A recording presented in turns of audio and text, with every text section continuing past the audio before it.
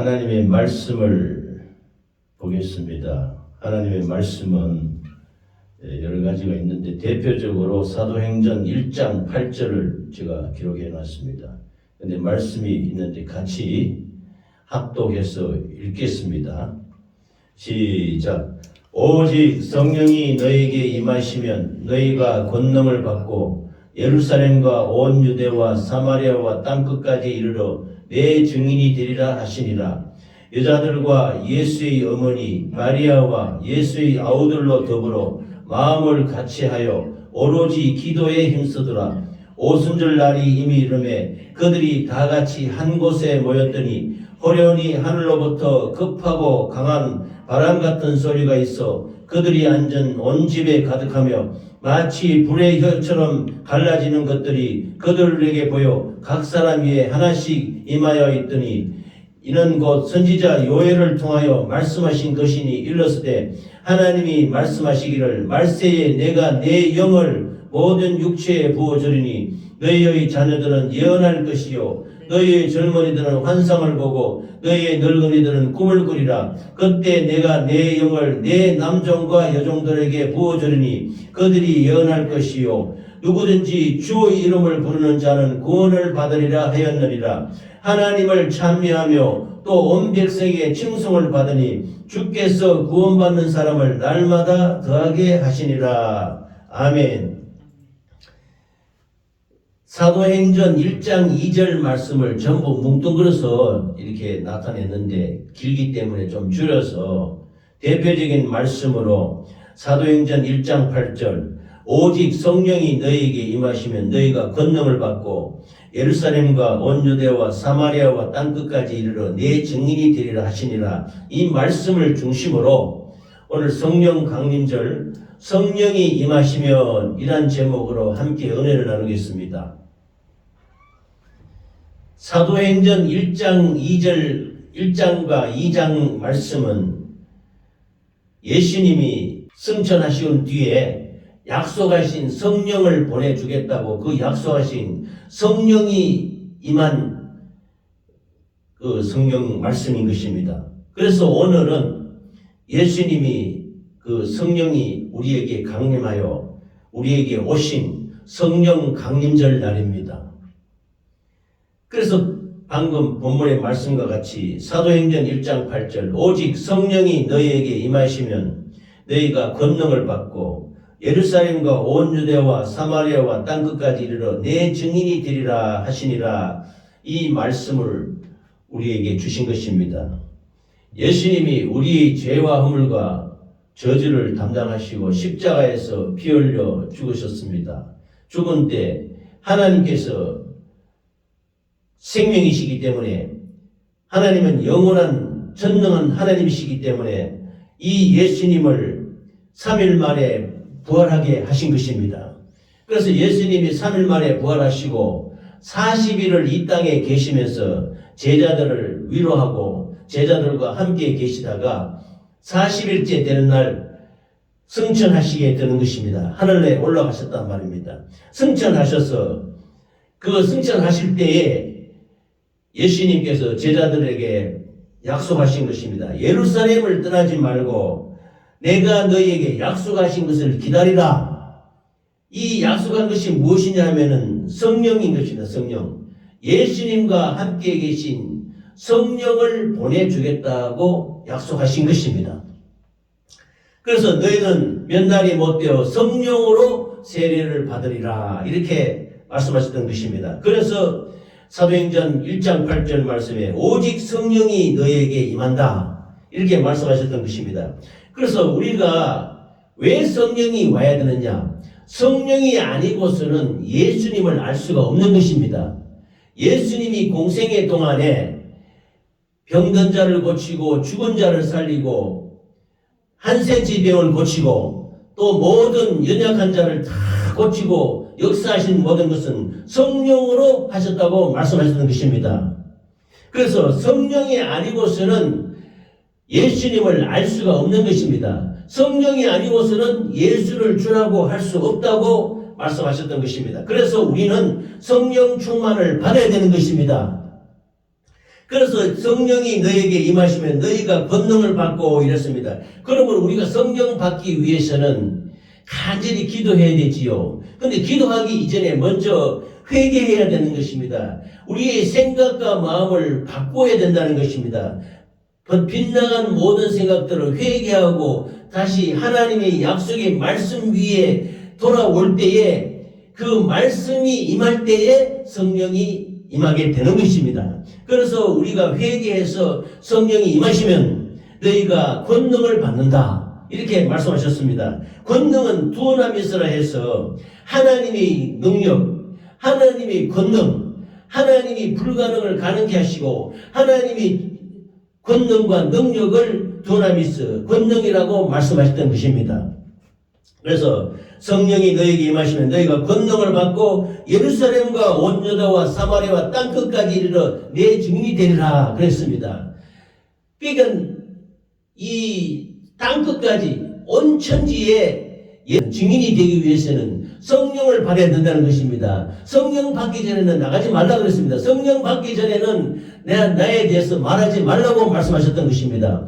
그래서 왜 그러냐? 성령은 예수님과 함께 계셨습니다. 그러므로 예수님과 함께 계신 그 영이 우리에게 임하셔서 예수님이 하신 모든 사역에 그 공생애 동안 했던 모든 사역의 역사, 예수님의 말씀과 하나님 아버지의 역사가 우리에게 성령으로 이루어지게 되는 것입니다. 그래서 예수의 증인이 될 수가 있다. 그래서 성령으로 함께 하심으로 말미암아 예수의 증인이 되라고 우리에게 말씀하셨던 것입니다. 아멘.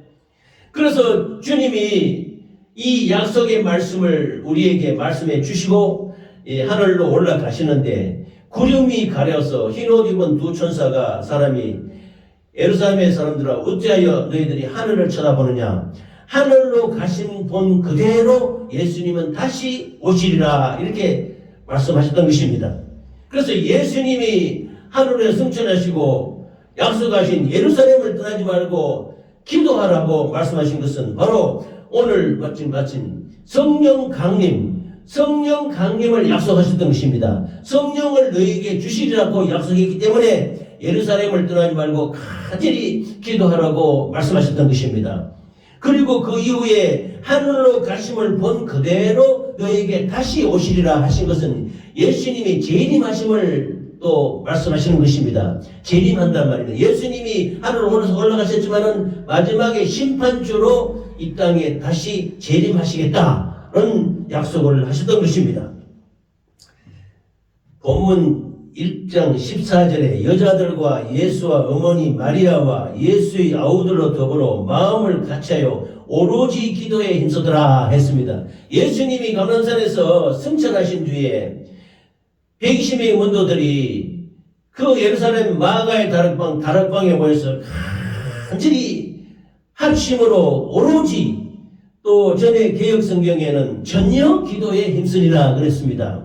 그래서 열흘 동안 기도하는데요. 그래서 간절히 더불어 두세 사람이 예수님이 말씀하시기를 두세 사람이 모여 내 이름으로 기도하면 내가 그들의 기도를 듣고 응답해 주시라고 말씀하지 않았습니까? 그래서 예수의 어머니와 마리아와 또 예수의 아우들과 그 모든 제자들이 일심으로 간절하게 전혀 기도에 오로지 기도에 힘썼다 이렇게 말씀하시는 것입니다. 그래서 더불어 두세 사람이 함께 모여 여럿이 마음을 같이 해서 예수 이름으로 전혀 기도에 힘쓴 결과 열흘 만에 사순절에서 10일 지나면 오순절이 됩니다. 오순절날 마침내 이 약속하신 성령이 임하는 기도의 응답이 이루어졌던 것입니다. 할렐루야.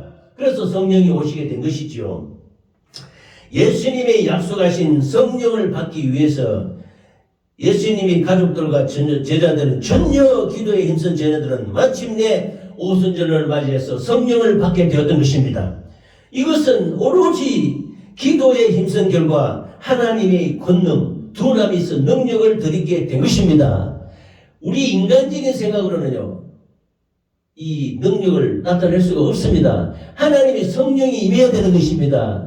성령을 능력을 드리게 됨으로 말미암아 하나님의 역사를 증거할 수 있는 증인이 될 수 있었던 것입니다. 그래서 우리는 성령 받기 위해서 전혀 기도에 힘쓰는 우리 모두가 되시기를 바랍니다. 그리고 또 성령을 받았지만 또 성령을 충만히 임해서 받기 위해서는 간절히 기도해야 된다는 것을 말씀하시는 것입니다. 할렐루야. 그래서 마침내 성령이 강림하시는데요. 사도행전 2장 1절에서 4절 말씀을 보면은 오순절 날이 이미 이르매 그들이 다 같이 한 곳에 모였더니 호련히 하늘로부터 급하고 강한 바람 같은 소리가 있어 그들이 앉은 온 집이 가득하며 마치 불의 혀처럼 갈라지는 것들이 그들에게 보여 각 사람 위에 하나씩 임하여 있더니 그들이 다 성령의 충만함을 받고 성령이 말하게 하심을 따라 다른 언어, 다른 방언들로 말하기를 시작하니라 라고 말씀하셨습니다. 경건한 유대인들이 예수님의 제자들이 하는 말을 들어보니 자기 나라 각 나라 방언, 각 나라 말로 알아듣게 되는 거예요. 예수님의 제자들이 나와서 뭐라고 그러면 말을 하는데 각 나라 사람들이 자기 나라 말로 알아듣게 되었다는 것입니다. 이것이 그래서 그렇게 듣기에는 이것이 방언인데요. 방언이라는 말의 뜻은 말입니다. 말. 그 나라의 언어라는 뜻인데 그 예루살렘에 모였던 수십 개국의 나라 그 사람들이 각 나라 사람들이 자기 나라 말로 자기 나라 방언으로 제자들의 말이 들리는 거예요. 그래서 소동이 일어났습니다. 왜냐? 자기 나라 말로서 한 사람이 말을 하는데 제자들이 말을 하는데 수십 명의 다른 나라 각각 나라에서 온 사람들이 자기 나라 말로 알아듣게 되었다. 그래서 이게 어찌 된 일이냐? 그러니까 우리의 각 언어로 하나님의 큰일 하심을 말하는 것을 듣는도다 하면서 저들이 새술에 취하였다. 그 결과는 이렇게 말했는데 이 결과는 이 예수님 가족들과 제자들이 전혀 기도에 힘쓰는 결과 불의 혀처럼 갈라지는 성령의 역사가 각 사람에 임해서 성령 충만함을 임하로 말미암아 방언으로 말하게 된 것입니다. 그러므로 초대교회 나아가 다락방에 임한 이 방언의 역사는 고린도전서 12장에 있는 기도하는 방언과는 좀 다릅니다.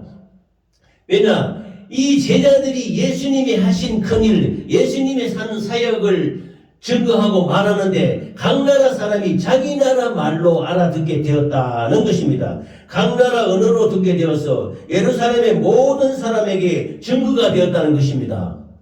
그러니까 아주 신기한 현상이죠. 아주 이것이 하나님의 권능 능력인 것입니다. 한 사람이 말을 하는데 수십 명이 각 나라 그게 모여있던 모든 사람이 각 나라 자기 나라 말로 알아듣게 되었다는 것입니다. 그래서 하나님의 살아계심을 이 방언으로 증거하게 되었던 것입니다. 아멘.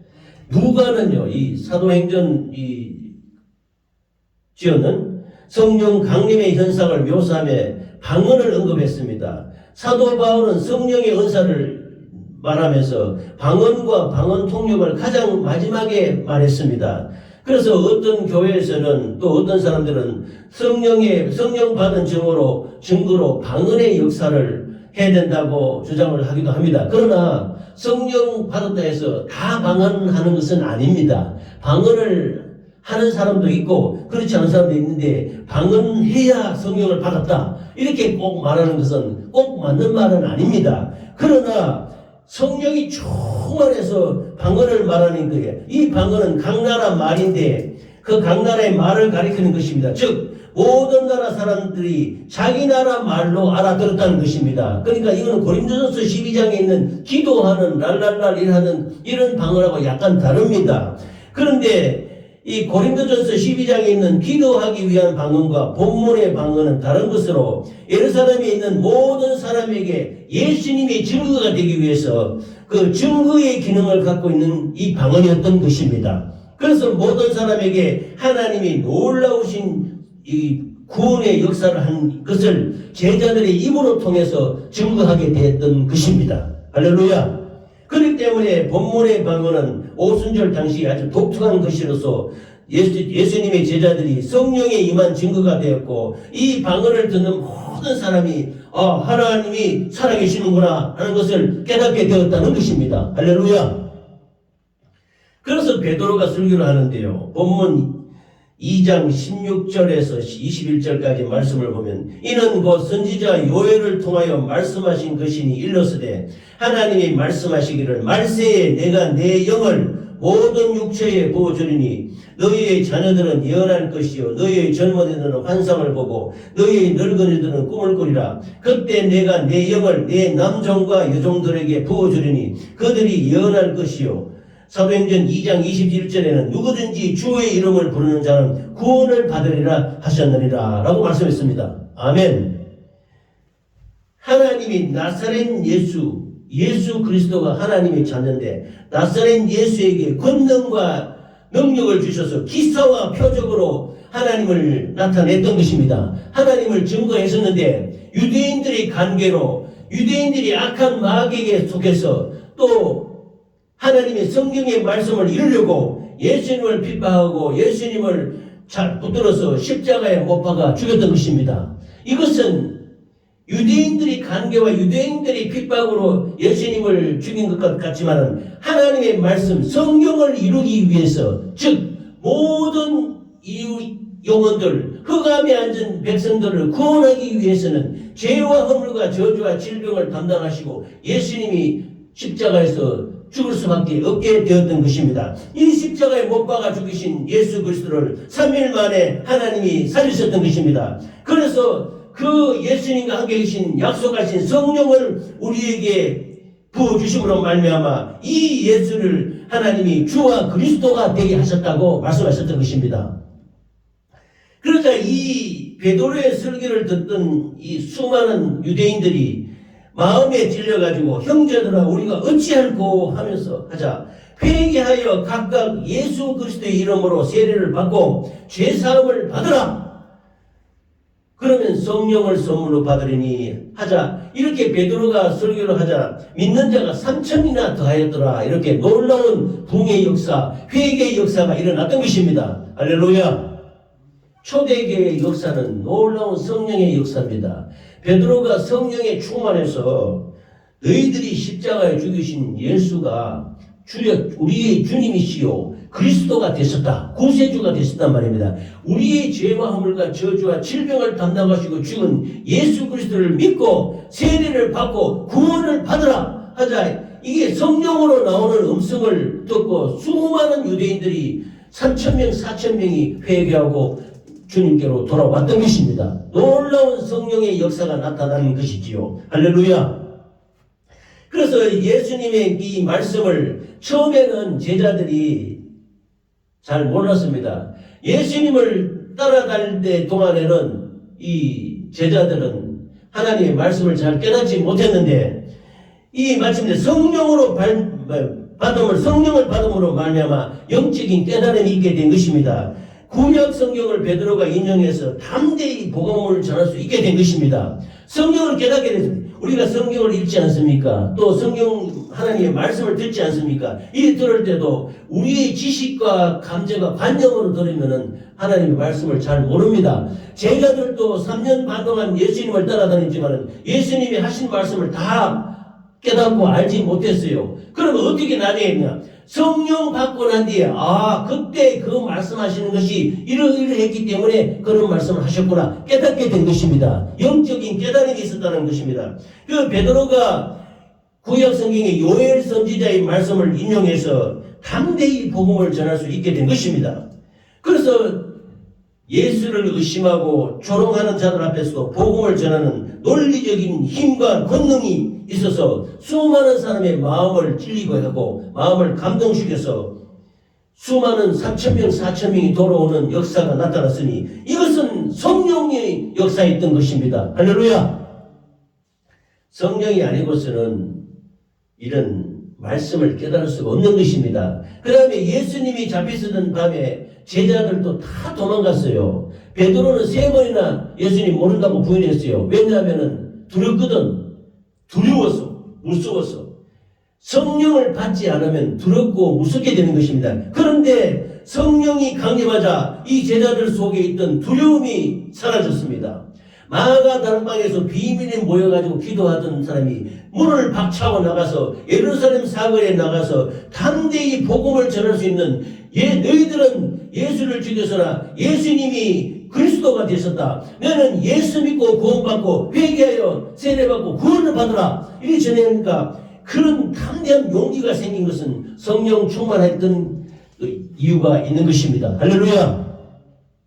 성령으로 말미암아 두려움이 사라지고 담대하게 용기가 생긴 것입니다. 그래서 예수 이름으로 증거하지 않고는 견딜 수 없는 힘찬 용기가 생겨났던 권능이 나타났다는 것입니다. 그래서 오직 성령 충만함으로 말미암아 이 복음의 말씀을 담대히 전할 수 있는 일이 가능하게 된 것입니다. 할렐루야. 예수님은 그 복음을 증거하는 때는 예수님의 제자들에게 열매 맺는 나는 포도나무에 너희는 가지니 너희가 내 말을 듣고 내 안에 거하면 내가 너희와 함께하고 너희들이 내와 함께하리라 하면서 예수님과 함께하는 것을 우리에게 말씀하시는 것입니다. 이것은 바로 성령의 열매를 맺으라고 말씀하시는 것과 같은 것입니다. 예수님이 우리 안에 우리가 예수님 안에 있을 때 성령 충만하게 이루어지는 역사가 나타나는 것입니다. 할렐루야. 그래서 성령 충만하지 않으면 성령의 열매를 맺을 수가 없습니다. 갈라디아서에서는 사랑과 희락과 화평과 오래 참음과 자비와 양성과 충성과 온유와 절제 성령의 열매를 말씀하셨는데 이 성령의 열매는 성령 충만해야 임하는 것입니다. 또 성령 충만한다 해서 방방 뛰기만 된다 해서 이 열매가 맺혀지는 것이 아니라 하나님의 말씀을 잘 알아야 되는 것입니다. 하나님의 말씀을 잘 교육도 받고 그러므로 오늘날 우리가 교회에서 이 성령 충만하게 받는 것도 중요하지만 하나님의 말씀을 가르치고 배우고 익혀가는 것도 굉장히 중요한 것입니다. 그러므로 이 성령 충만하게 받는 것도 중요할 뿐만 아니라 이 하나님의 말씀을 잘 읽고 듣고 배우고 해서 말씀 위에 성령 충만한 것이 가장 올바른 열매 맺는 방법인 것입니다. 할렐루야. 그러므로 말씀을 익히고 배우는 것도 중요하고 그 위에 성령 충만해서 이 성도들이 우리가 영적으로 성장하고 성숙해 나가는 열매를 맺는데 이 두 가지가 병행이 되어야 되는 것입니다. 할렐루야. 그러므로 먼저 성령 충만해야 돼요. 성령 충만하고 이 말씀도 성령 충만함으로 말미암아 깨닫고 이해하게 되는 것입니다. 할렐루야. 성령 받기 전에 제자들은 다 실패했습니다.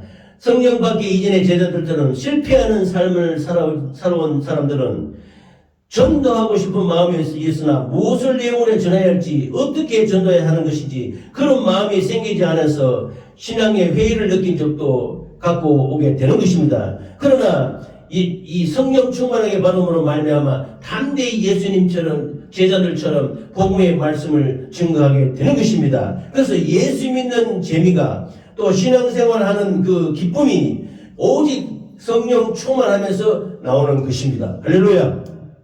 그러므로 우리가 거침없이 우리 제자들처럼 이렇게 믿음의 삶을 살 수 있는 이것은 성경을 알고 성령 충만함을 구해야 이루어지게 되는 것입니다. 할렐루야. 그러므로 이전에 성령 충만함을 제외했는데 지금은 좀 성령이 낙심이 된 사람들도 실망할 필요가 없습니다. 성령이 우리가 다 알다시피 성령이 늘 충만해 있을 수는 없습니다. 성령 충만하다가도 어느 때 또 좀 이렇게 다운이 되고 낙심이 되는 경우도 있는데 그런 이 심령이 무뎌져서 성령 충만을 상실할 수도 있는 것입니다. 그러나 이 낙심에서 벗어나 하나님께서 그동안의 잘못된 삶을 회개하고 나는 우리 집사람도 우리 사모도 성령 충만한 것을 다시 회복했으면 좋겠습니다. 그래서 전일에 성령 충만한 모든 역사와 하나님의 권능을 나타내는 것들을 다시 한 번 더 회개하고 다시 한 번 되찾아서 성령 충만함을 다시 입으셔서 하나님께 귀하게 쓰임받는 우리 모두가 되시기를 예수 이름으로 축원합니다. 그러므로 성령이 충만해야 우리는 신앙생활도 잘할 수 있고 하나님이 기쁘신 뜻대로 살아갈 수가 있게 되는 것입니다. 또 교회 부흥의 역사도 성령 충만함으로 말미암아 이루어지는 것입니다. 성령 충만하면요, 또 우리 성도들이 첫째는 겸손해집니다. 또 배타적인 모습은 결코 성령의 뜻이 아닌 것입니다. 말씀에 근거하지 않는 성령 충만은 잘못될 수도 있습니다. 그런 부작용이 두려워서 성령 충만을 반대하거나 부정적으로 생각할 필요는 없는 것입니다. 문제가 발생한다는 것은 공동체가 아직 살아있다는 증거인 것입니다. 그러므로 우리가 뜨거웠던 초대교회도 모든 것이 다 원만한 것은 아니에요. 여기서 보면은 헬라파 유대인과 히브리파 유대인들이 성령 충만하면 한데도 서로 막 다투는 거예요. 왜냐하면 성도들 생기는 문제 때문에. 그래서 성령 충만하다 해서 다 해결되는 것은 아닙니다.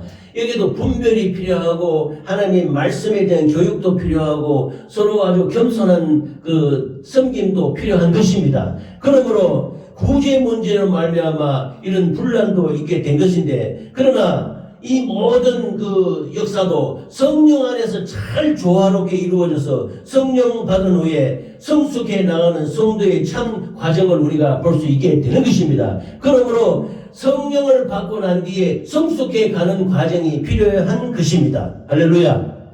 그래서 사도행전 2장 47절에 보면 하나님을 찬미하여 온 백성에게 칭송을 받으니 주께서 구원받는 사람을 날마다 더하게 하시니라 라고 말씀하셨습니다.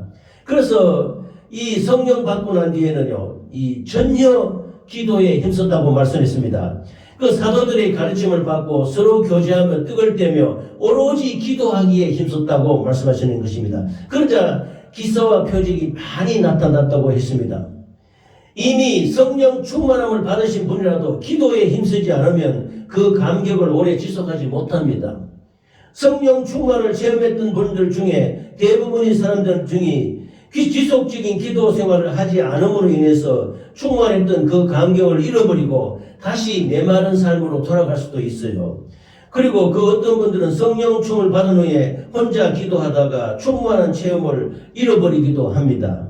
그러므로 우리는 기도할 때 더불어 같이 함께 모여 기도에 계속 힘쓸 때 자신만 충만해질 뿐 아니라 영적으로 연약한 사람들에게도 힘을 얻게 해주고 또 이렇게 간절히 더불어 기도함으로 말미암아 이 성령 충만한 그 삶을 유지해 나갈 수 있는 것입니다. 그러므로 우리가 더불어 함께해서 같이 합심으로 기도하는 것이 굉장히 좋은 모습인 것입니다. 할렐루야. 그러므로 간절히 합심해서 한 가지로 기도하는 모습이 아주 긍정적인 모습인 것입니다. 할렐루야. 그 다음은 성령 충만 받고 난 뒤에는 물건을 통용했다고 했습니다. 이 말씀은 지난번에도 말씀을 드렸는데 함께 있어서 모든 물건을 서로 통용하고 재산과 소유를 받아 각 사람의 필요에 따라 나눠줬다 이렇게 말씀했습니다. 그런데 이 부분에 대해서는 있잖아요. 이 공산주의 국가도 공산주의 이론이 이 부분에서도 나온 적도 있어요. 이걸 오해하면은 즉 이 니거 내 것 없이 유무상통하는 것이 공산주의 이론도 될 수가 있습니다. 그런데 이 문자적인 유무상통의 삶은 오늘날 공산주의에서는 그 지배계층만 부유하게 잘 먹고 잘 살고 밑에 그 백성들에게는 아주 고통과 착취하지 않습니까? 그런데 유무상통하는 이 성경에 말하는 공통으로 나누어 사는 이 공산주의 이론과는 전혀 다른 것입니다. 초대교회의 유무상통하는 것은 욕심을 배제하고 오직 사랑의 원리로 이루어진 것입니다. 그러므로 이러한 사실은 그들이 마음을 같이 했고 순전한 마음으로 이 유무상통하며 음식을 나누며 물건을 나눴다라는 것을 보고 알 수가 있는 것입니다. 기독교 공동체는 개인이 욕심이 나타나면 이거는 흐트러지는 거예요. 공산주의를 만든 이론이 성경에서 나왔다고도 합니다. 그러나 성경에 나온 이 내용은 공산주의 이론은 욕심과 탐욕으로 지금처럼 그 지배층만 잘 먹고 잘 살고 밑에 있는 백성들을 아주 처참하게 가난하게 고통 주는 이런 것은 그 유물주의 그게 젖어가지고 아주 나쁜 욕심에 젖어 있는 그 잘못된 행태로 바뀌는 것입니다. 그러나 우리 기독교의 공동체는 정말로 욕심을 배제하고 예수님의 사랑으로 예수님의 그 은혜로 순전한 마음으로 그 음식을 나눠 먹고 재물을 같이 공통으로 나누고 이렇게 했던 것입니다. 이것이 유무상통한 초대교회의 신앙생활이었던 것입니다. 할렐루야. 그러므로 이런 우리 공동체 정신에 이 욕심을 나타내는 것은 절대적인 근본입니다. 그래서 아나니아와 삽비라를 예를 보면요, 그 땅값을 판 것을 감추려다가 그 혼이 떠나는 그런 아주 어려움도 있었던 것입니다. 다음은 모이기를 힘썼다 그랬습니다. 날마다 마음을 같이하여 성전에 모이기를 힘쓰고 집에서 떡을 떼며 기쁨과 순전한 마음으로 음식을 먹고 이렇게 말했습니다. 그래서 우리의 모임은 우리 교회가 우리 만나교회도 앞으로 교회가 되어서 많은 영혼을 섬기고 나누고 해야 되지 않습니까? 그런데 우리 교회 내의 모임이 정말로 믿음 안에서 은혜롭게 모임이 돼야 됩니다. 얼마 전에 온 우리 모습들도 보면은 이 코로나 때에 전부 이 비대면 예배가 만연했지 않습니까? 그래서 교회에 나오지 않고 모임에 참여하지 않고 혼자 예배를 드린다든지 가정에서 예배를 드리는 이거 모습이 아직도 남아있는 것입니다. 그래서 이런 그 잘못된 신앙생활은 불완전한 것입니다. 좀 올바르지 못한 신앙생활인 것입니다. 그래서 우리들은 모임을 피하는 어떤 사람의 습관같이 하지 말고 오직 권하여 그날이 가까움을 볼수록 더욱 그리하자라는 말씀과 같이 성령 충만한 사람들은 우리 교회의 모임 시간이 기다려집니다. 우리 교회 오는 것이 아주 기쁩니다. 교회에 예배 오는 것이 즐겁습니다. 교회에 나오는 것이 정말로 감사하고 행복한 것입니다. 이런 마음이 있어야 되지. 모임에 가봐야 이렇게 부정적으로 보는 거, 모임에 불참하고 또 같이 하나 되는 모습이 이렇게 거역하는 이런 모습들은 올바르지 못한 것입니다. 그러므로 코로나가 끝나고 우리가 다시 정상 예배로 됐을 때 우리는 성령으로 말미암아 다시 한번 하나가 되어서 모이는 자리를 피하지 않는 우리 모두가 되시기를 예수 이름으로 축원합니다. 그러므로 성령 충만해야 우리 믿음의 공동체가 정말로 정상적인 공동체로서 하나님을 기쁘시게 하는 교회가 될 줄로 믿습니다. 아멘. 또 성령 받은 이 교회는 우리 찬양이 넘칩니다. 여기 본문 말씀에 보면은 하나님을 찬미하며 온 백성에게 칭송을 받으니 주께서 구원받는 사람을 날마다 더하게 하시리라 이렇게 말씀하셨습니다. 성령 충만하지 못하면 찬송을 해도 세상 노래 부르는 것보다 즐겁지 못합니다. 그러나 우리는 예배 전이나 후에나 또 우리가 찬양 전도하고 이렇게 하지 않습니까? 이 찬양은 뜨겁게 감사함으로 즐겁게 불러야 되는 것입니다. 성령으로 충만해지면 저절로 찬송이 나오지 않습니까? 다윗은 이스라엘 왕인데 하나님의 성궤, 법궤를 다윗성으로 들어올 때에 하나님 앞에서 춤추며 뛰놀며 춤추었다고 사무엘하 6장 16절에 말씀하셨습니다. 이 다윗을 보고 다윗의 처음 부인했던 미갈이 좀 업신여겼어요. 왜냐하면 다윗이 하나님의 법궤 궤 앞에서 막 춤추고 뛰놀고 춤을 추는 거예요. 그러자 미갈이 업신여겼습니다. 왜 왕이 쓸데없이 천하게 여러 백성들을 보는 앞에서 몸을 드러내고 춤추고 막 이렇게 뛰고 하느냐. 그래서 나중에 미갈은 좀 저주 비슷하게 받아서 이렇게 나중에 자식이 없게 되었습니다. 왜냐하면 다윗은 어린아이와 같은 마음으로 성도는 성령이 충만해지면 다윗과 같이 모두 어린아이와 같은 심정으로 변해서 하나님 되신 아버지 하나님 앞에 즐거이 뛰며 노래하며 찬양하게 되는 것입니다. 그 초대교회 역사가 보면은 하나님을 찬미하며 온 백성의 칭송을 받았다. 그리고 주께서 구원받는 사람을 날마다 더하게 하셨다. 이렇게 말씀하시는 것입니다. 할렐루야. 그러므로 우리는 감사와 기쁨과 그 열정으로 하나님을 찬양해야 될 줄 믿습니다.